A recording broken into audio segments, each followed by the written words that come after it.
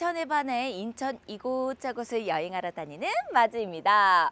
요즘 날씨가 너무 오락가락하지 않나요? 비 왔다가 맑았다가 막 해가 찡찡했다가 갑자기 또 천둥벼락이 쳤다가 그래서 오늘은 날씨에 구애받지 않는 실내 여행 코스로 준비했습니다. 제가 완전 완벽하게 준비했으니까요. 여러분들은 그냥 딱 보시기만 하면 됩니다. 자, 어떤 여행 코스냐? 바로 인천 서구 박물관 코스인데요. 오늘 저와 함께 유물들을 마주하러 가보실까요? 고고싱! 갑시다. 인천의 유물들을 찾으러.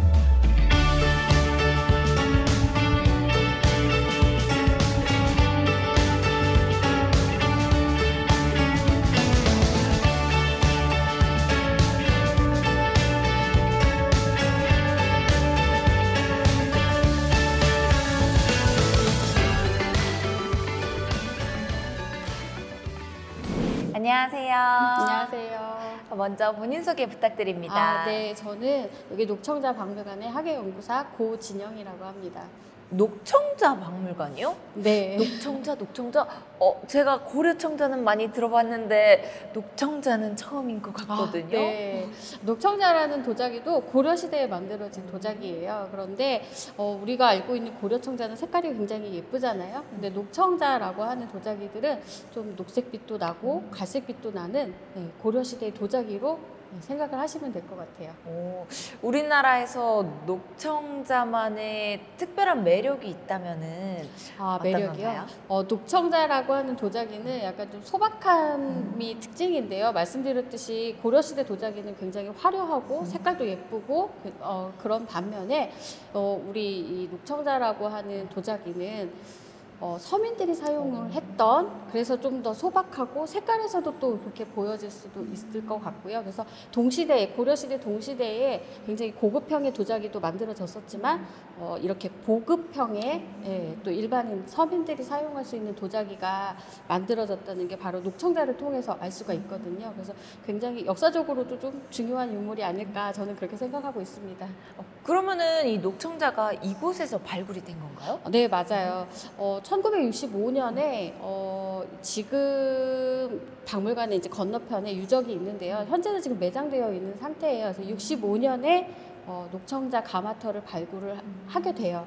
그래서 이제 도자기들이 이런 녹청자들이 많이 나오면서 그것들을 연구하면서 처음에는 이거 초기청자인가 뭐 이런 생각들을 많이 하셨었는데요. 연구자들이 이제 연구를 하다 보니 이게 고려시대에 만들어진 이렇게 도자기였구나라는 거를 그 가마터를 통해서 알게 돼서 가마터는 중요 유적으로서 사적 211호로 지정이 되어 있어요. 와, 제가 굉장히 특별한 곳에 온 것 같은데요. 네. 그러면은 제가 여기서 이 도자기 같은 것도 빚어볼 수 있는 건가요? 네, 저희 박물관에는 이제 도자기를 직접 만들어 볼 수 있는, 특히 이제 고려 시대 도자기를 만들어 볼 수 있는 체험들이 준비가 되어 있는데요. 물레 체험이 가장 도자기 만들 때 가장 대표적이라고 할 수 있는데 물레 체험 같이 한번 가보실까요? 그거 뭔가 로맨틱한 그런 건가요? 네. 하면서 네, 재밌을 것 같아요. 한번 가보시죠. 만들어 볼까요? 네. 와. 낭만이 함께하는 곳이네요. 네.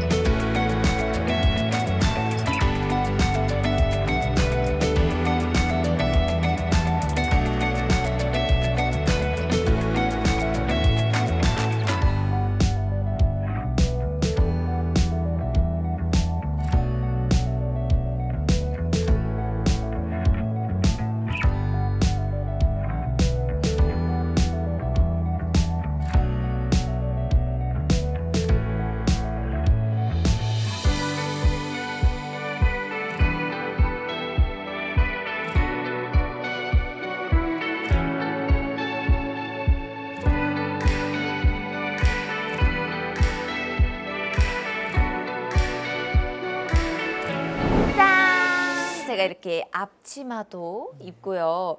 본격적으로 도자기를 한번 빚어볼까 하는데요. 제가 오늘 할 체험은 어떤 건가요? 오늘 하실 체험은 물레를 이용해서 물레라는 게 이렇게 빙글빙글 도는 걸 얘기하는 거거든요. 물레를 이용해서 조그만 대접을 하나 만들어 보는 체험을 하실 거예요. 대접이요. 네네. 밥 먹고 예. 국 먹을 수 있는 그릇이죠. 네네. 저는 좀 큰 그릇이 필요한데요. 큰 그릇은 네. 혼자서 하시기엔 좀 힘들고 제가 네. 위가 커가지고. 그래도 아마 제 손을 같이 잡고 해야 되기 때문에 너무 크면은 또 직접 체험하시기 힘들기 때문에 손을 잡고 하는 거기 때문에 적당하게 제가 충분히 밥 많이 드실 수 있게끔 그런 사이즈로 만들어 드릴게요. 감사합니다. 걱정 안 하셔도 됩니다. 이거 진짜 영화에서만 보던 그거 맞죠? 예, 맞아요. 고스트. 많이 들으셨을 거예요. 사랑과 영혼. 네. 뭔가 도예가 선생님의 그 연애 때가 그냥 싹 상상이 되는데 굉장히 낭만적이셨을 것 같아요. 잘 기억이 안 나는데 영화하고는 많이 달라요. 그래요? 저 되게 낭만적으로 이렇게 참 부드럽게 할 그게 상상이 되는데 한번 제가 직접 체험해 보도록 하겠습니다. 어떻게 뭐부터 준비를 하면 되나요? 그러면 제가 네. 이 물레를 먼저 이렇게 돌리는데 흙이 지금 붙어 있을 거예요. 네. 이 흙을 먼저 반죽을 해줘야 돼요. 근데 반죽하면은 일단은 사람들이 흔히 생각하는 게 책상 위에다가 흙을 놓고 막 손으로 조물조물하는 반죽이라고 생각을 하는데 이 물레는 반죽이 이렇게 올렸다 내렸다 하면은 반죽이 되는 거예요. 이렇게.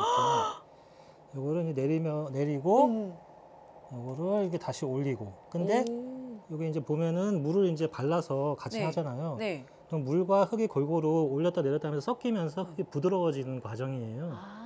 이거 이제 중심 잡기라고 하는 거고요. 먼저 이렇게 손을 문질러 주시고. 와, 이 흙 진짜 부드러운데요? 그걸 안 바르면은 손에다 달라붙어 버려요, 흙에. 어떤 흙이에요, 이건? 요거는 철분이 섞여 있는 청자토라는 흙이에요. 보면은 흙이 어둡죠. 네. 백자 같은 경우는 보면은 흙이 밝은데 얘는 철이 섞여 있어서 흙이 좀 어두운 거예요. 그러면은 이제 구워졌을 때 약간 조금 어두운 색의 도자기가 나오겠네요. 너무 당연한 얘기였죠? 아닙니다.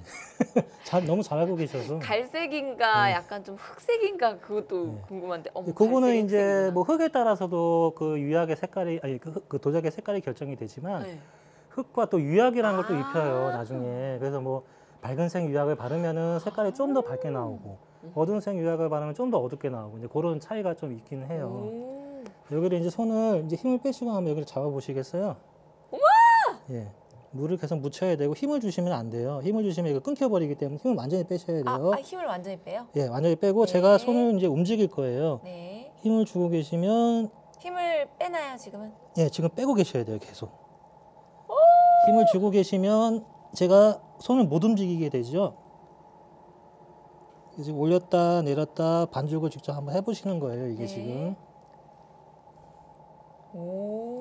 이 물레로 그릇을 만든다는 게 쉬운 일은 아니에요, 사실. 보기에는 굉장히 쉬워 보이지만 굉장히 손에 힘이 많이 들어가는 것 같아요. 맞아요. 근데 그 힘 조절을 잘못하게 되면 흙이 중간에 이제 끊겨버리는 게 되는 거고요. 한번 혼자서 한번 해보시겠어요? 네. 올렸다 내렸다. 예. 자, 한번 한번. 해보세요. 힘을 줘서. 힘을 줘서. 예. 힘 주고 얼마나- 있는데 왜 안 되죠? 예, 요거를 이렇게 세워야 돼요. 끝에를. 아, 이렇게. 예. 와, 많이 힘이 들죠? 야, 이거 예. 제가 진짜 힘 주고 있거든요. 예. 잘하. 예. 어떡해. 예, 끊어져 버렸어요. 이렇게. 예. 어떡해. 예. 케이크가 된 것 같아요. 버리시나요? 예. 다시 붙여서 사용하게 되면 네. 기포가 들어가서 쓸 수가 없어요. 어떻게 나 밥그릇 커야 되는데. 아, 괜찮아요. 여기 또 흙이 어. 여유 있게 또 아. 있으니까 준비가 돼 있으니까. 아, 또 잘라지면 안 되니까. 예. 도움을 요번에는 한번 예. 받겠습니다. 자, 이렇게 봉을 살짝 잡아놔요. 네. 그 다음에 요 덩어리에서 그릇이 나올 거예요. 네. 자, 그러면은 그 다음에 요 엄지손가락 하나를 가운데에다가 오. 이렇게 눌러주세요. 요 깊이에 따라서 그릇의 크기가 결정이 되는 거예요. 예. 이게 낮게 구멍이 뚫리면 그릇이 작아지는 거고 깊게 뚫리면 뚫릴수록 그릇이 점점 커지는 거예요. 자, 여기 보면 이게 요 밑에가 바닥이 되는 부분이고요. 바닥을 먼저 살살 만들어 주시는 거예요. 자, 손을 이제 빼시고 바깥에 대시고 이제 대접다운 대접이 와. 점점 나오기 시작하죠. 이거 한 밥 3공기 들어가겠는데요, 선생님? 예. 근데 지금 보시면 물을 발라서 지금 만들었잖아요. 네. 자, 이제 얘가 이렇게 만들었다고 해서 완성이 된 게 아니에요. 나중에 얘를 이 그릇을 대접을 물에 찬 거를 이제 띄어서 말려야 돼요. 그러니까 바람이 잘 통하는 곳에 응달해서 한 2, 3일 정도 말리고 난 다음에 네. 뒤에를 다시 한번 깎아주게 돼요. 그러면은 깎아주면서 그릇의 크기가 작아져요. 그걸 이제 수축이라고 하는데 보통 한 10% 정도 작아지거든요. 아, 이 전체 사이즈가 작아지는 예, 전체적으로 거예요? 작아지는 거예요. 마르면서 수분이 이제 증발하면서 작아지고 또 굽을 한번 깎으면서 또 작아지고 그 다음에 이제 얘를 다시 1차적으로 가마에 들어가게 돼요. 그걸 이제 초벌이라고 하는데 보통 한 초벌은 한 800도에서 900도 정도에서 굽게 되고요.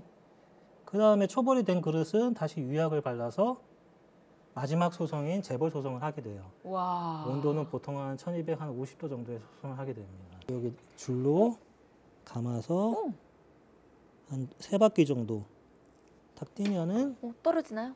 예, 이렇게 돌려서 하면 이렇게 이제 완성이 되는 거예요. 한번 들어보세요. 어떻게 들면 되죠? 그냥 이렇게 손바닥에 위에 손바닥에? 조금 무거울 수는 있는데 우와. 그렇죠. 제가 만들었어요. 아, 사실 조금 제가 만들었다고 하기에는 양심에 걸리긴 합니다. 이 도자기 예, 한번 구워볼까요? 예, 어디로 가야 하나요? 가마실로 한번 같이 가보실까요? 가마실로. 예. 와, 선생님, 예. 이곳이 가마실인가요? 예, 여기가 가마실입니다. 후끈후끈 약간 찜질방 느낌이네요. 예, 예. 오, 그러면은 제가 만든 이 사발이 이곳으로 들어가면 그렇죠. 짠! 하고 도자기가 예쁘게 변한다는 거죠. 예. 자, 이렇게 해서 이제 완전히 건조된 그릇은 이제 가마에서 처음에 한 번을 굽게 되면은 초벌구이를 하게 되면은 이렇게 주황색으로 바뀌게 됩니다. 우와! 예, 이게 한 800에서 900도 정도에서 소성을 한 거고요. 여기다 다시 유약을 발라서 마지막에 한 번 더 굽게 되면은 자, 이런 식으로 녹청자 이제 그릇이 나오게 됩니다. 색이 완전히 바뀌었는데요? 완전히 바뀌었죠. 우와, 예. 너무 신기해요. 색깔도 완전히 바뀌어 있고요. 녹색, 녹색. 예. 우와. 훨씬 더 단단해진 겁니다. 그럼 제가 만든 그릇도 이 네. 색깔로 변하는 그렇죠. 거예요? 이렇게 되는 겁니다. 너무 예쁘겠다. 진짜 이 녹청자가 네. 화려하진 않지만 네, 맞습니다. 그렇다고 투박하지 않아요. 예. 뭔가 은은하고 단아한 맛이 그렇죠. 있다고 할까요? 단함이? 예. 우와. 보통 보면은 다른 그릇들 같은 경우에는 문양이 굉장히 많아서 네. 그 화려함이 있는데 녹청자는 이렇게 보시면은 문양은 없지만 유약의 변화가 굉장히 다양해요. 이렇게 막 뭉글뭉글 맺혀 있고 여기 볼 때 다르고 이쪽 볼 때 다르고 또 안에 볼 때 다르고 다양한 여러 가지 문양들이 있다고 보시면 될 것 같아요. 와, 이게 이렇게 완성이 되기까지 네, 한 40일 정도 시간이 걸리고요. 아. 요거는 이제 재벌된 후에 완성된 작품이고요. 와, 너무 예쁘네요. 여기 뭘 먹어야 맛있게 먹을 수 있을까요? 뭘 먹지? 밥을 먹어도 좋지만 뭔가 시리얼을 먹으면 동서양이 조화가 되지 않을까? 예, 저는 개인적으로 국수를 많이 먹습니다. 국수. 네. 맛있겠다. 이렇게 네. 비빔면 해가지고. 예, 굉장히 맛있습니다. 이렇게 제가 녹청자를 한번 만들어 봤는데요. 이곳에 오면은 하나 정도는 이 녹청자를 품을 수 있다는 거죠. 맞습니다. 매력 넘치는 곳인 것 같습니다. 그럼 마지막으로 네. 저희 시그니처 포즈가 있는데요. 네. 인천의 바나다라고 이렇게 하트를 만드는 네. 그런 시그니처 포즈거든요. 근데 오늘은 특별하게 이 녹청자로 동그랗게 만드는 거 어떨까요? 네, 좋습니다. 인천의 바나다. 녹청자의 바나다. 바나다. 짜잔! 여러분도 한번 만들어 보세요.